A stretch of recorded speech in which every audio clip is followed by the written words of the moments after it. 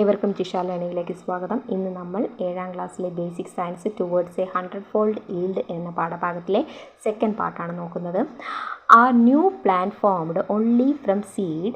Observe the picture given below. From which part of these plant do sapling form? Okay, curry leaf തന്നിട്ടുണ്ട്, ginger plant, ബ്രയോഫൈലം, pepper plant.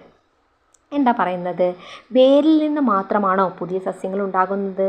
അല്ലല്ലോ, പല ഭാഗങ്ങളിൽ നിന്നും ഒരു ചെടിയുടെ പല ഭാഗങ്ങളിൽ നിന്നും നമുക്ക് വേറൊരു സസ്യം ഉണ്ടാക്കാം. അതിനെക്കുറിച്ചാണ് ഇതിൽ പറയുന്നത്. നമുക്ക് കറി ലീഫ് റൂട്ടിലൂടെയാണ് ഉണ്ടാകുന്നത്, ജിഞ്ചർ പ്ലാന്റ് അണ്ടർഗ്രൗണ്ട് സ്റ്റെമ്പിലൂടെയാണ് ഉണ്ടാകുന്നത്, ബ്രയോഫൈലം ലീഫിലൂടെയാണ് ഉണ്ടാകുന്നത്, പെപ്പർ പ്ലാന്റ് സ്റ്റെമ്പിലൂടെയാണ് ഉണ്ടാകുന്നത്. Haven't you understood that new plants are formed from parts like root, stem, leaf and underground stem? Sapling can be formed not only from seed but also from these parts. Okay, hence these parts are also planting material. എന്താണ് പറയുന്നത്? വേര്, തണ്ട്, ഇല, ഭൂകാണ്ഡം എന്നീ ഭാഗങ്ങളിൽ നിന്നും പുതിയ സസ്യങ്ങൾ ഉണ്ടാകുന്നുണ്ട്. മുകളിൽ കൊടുത്തത് നിങ്ങൾ കണ്ടിട്ടില്ലേ?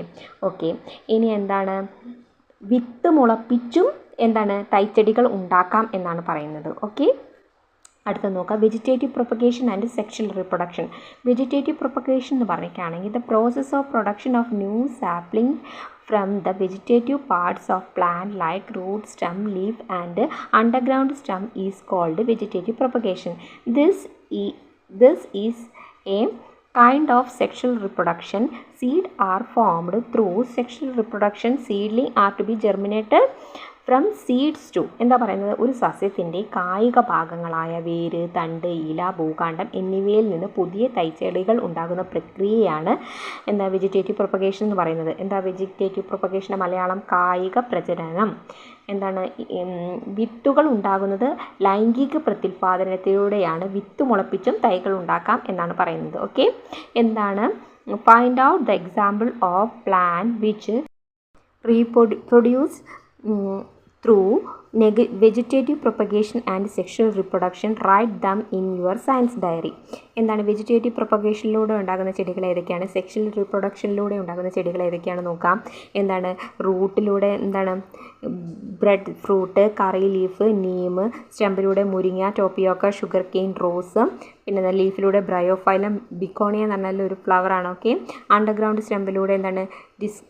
ഡയോസ്കോറിയ എന്ന് പറയുകയാണെങ്കിൽ കാച്ചിലാണ്, ജിഞ്ചർ, എലിഫൻ്റ് യാം, ഇതൊക്കെ എന്താണ്?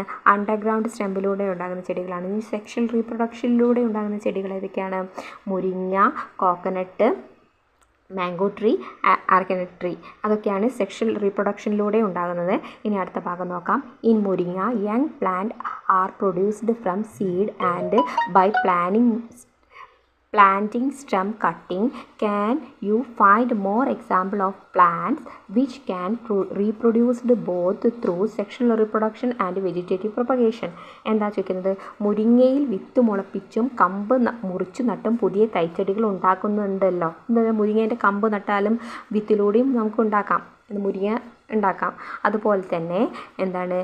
വെജിറ്റേറ്റീവ് പ്രൊപ്പഗേഷനിലൂടെയും സെക്ഷൽ റീപ്രൊഡക്ഷനിലൂടെയും പുതിയ തലമുറയെ ഉണ്ടാക്കാവുന്ന സസ്യങ്ങൾ ഏതൊക്കെയാണ്? സീമക്കൊന്ന, കറി ലീവ്സ്, മുരിക്ക്, China rose. Okay, section of proper planning material is as an important as selection of good quality seed for cultivation. Okay, care should be taken to choose planting material from plant that have superior quality. എന്താ പറയുന്നത്? കൃഷി ചെയ്യുമ്പോൾ നല്ല വിത്ത് തിരഞ്ഞെടുക്കണം. എന്നാൽ മാത്രമേ എന്താണ് ഗുണമേന്മയുള്ള സസ്യങ്ങളിൽ നിന്ന് നടീവസ്തുക്കൾ തിരഞ്ഞെടുക്കുമ്പോൾ ശ്രദ്ധിക്കണമെന്നാണ് പറയുന്നത്. കാരണം കൃഷി ചെയ്യുമ്പോൾ നല്ല വിത്ത് തിരഞ്ഞെടുത്തുന്ന പോലെ പ്രധാനമാണ് നല്ല നടീൽ വസ്തുക്കളുടെ തിരഞ്ഞെടുപ്പും എന്നാണ് പറയുന്നത്. ഓക്കെ, അപ്പോൾ എന്താണ്? ഇനി രണ്ട് കുട്ടികളുടെ സംഭാഷണം നോക്കാം.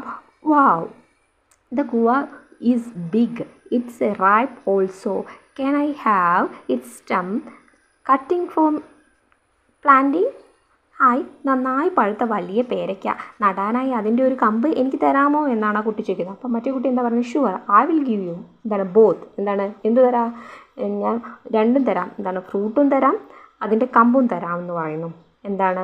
പക്ഷേ ആ കുട്ടി ചോദിക്കുകയാണ്, ഇത് കുറേ കാലമെടുക്കില്ലേ വിത്ത് മുളച്ച് വലിയ മരമായി വന്ന് ഫ്രൂട്ട് തരാൻ കുറേ കാലമെടുക്കില്ലേ എന്ന് ആ കുട്ടി ചോദിക്കുകയാണ്. അപ്പോൾ എന്താ പറയുന്നത്? What can be you done to produce sapling that have all the qualities of the guava plant and can bear fruit in a short span. You have already learned that fruits and seeds are formed through the pollination. Do the plants thus formed possess only the quality of the mother plant? What if a new plant is formed from stem cutting? Won't not it have the same quality as the mother plant? Stem cutting of show flowers, tapioca, sweet potato sprout easily, but it can difficult for guava to sprout from a stem cutting. What if you can grow root from stem?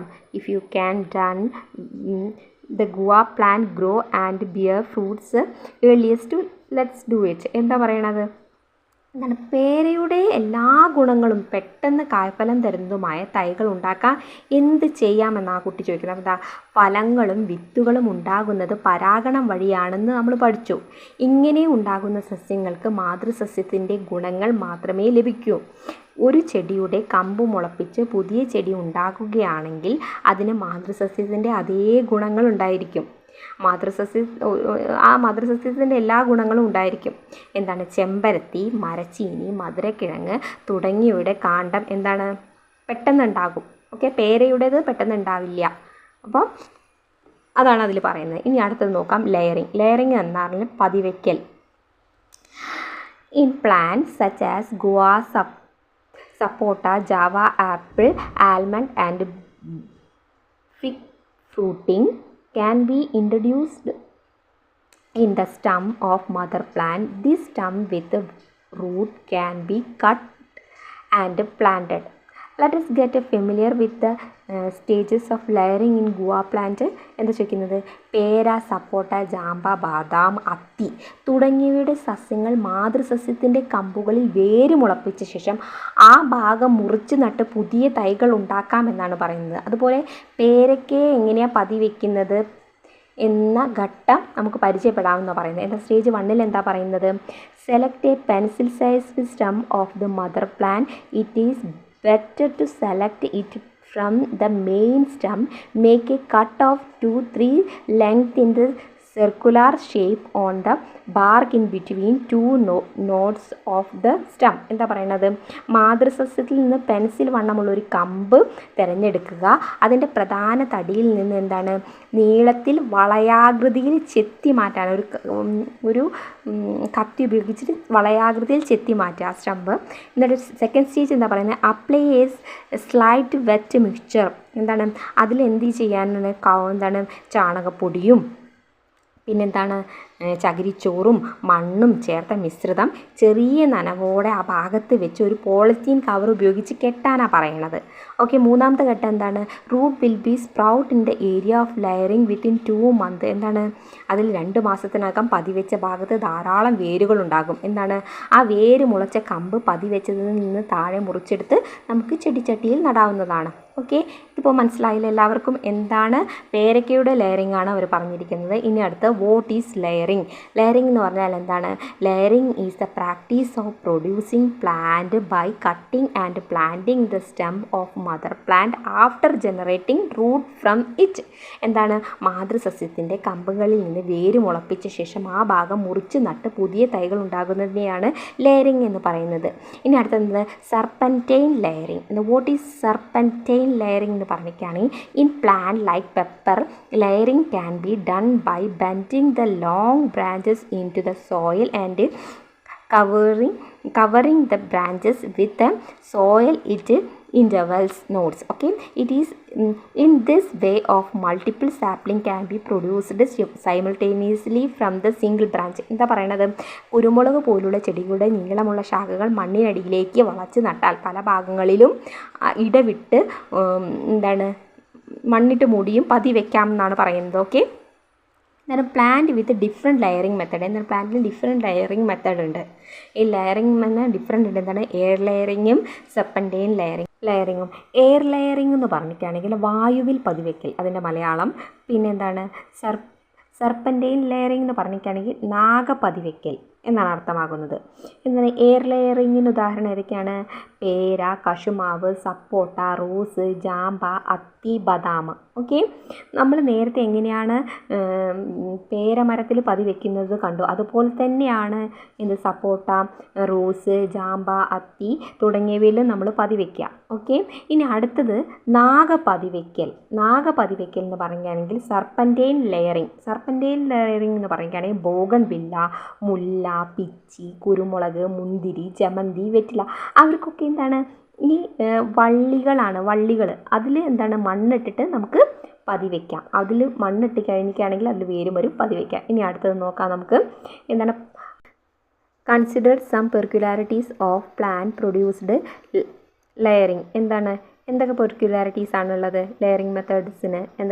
Poses the quality of mother plant, പിന്നെ small size and short life span, early flowering and fruiting, absence of tap root system, required more care. Okay, list out the advantages and disadvantages of plant produced through the layering recorded in your science diary. Okay, പതിവെച്ചുണ്ടാകുന്ന സസ്യങ്ങളുടെ ചില സവിശേഷതകൾ ശ്രദ്ധിക്കാനാണ് പറഞ്ഞത്.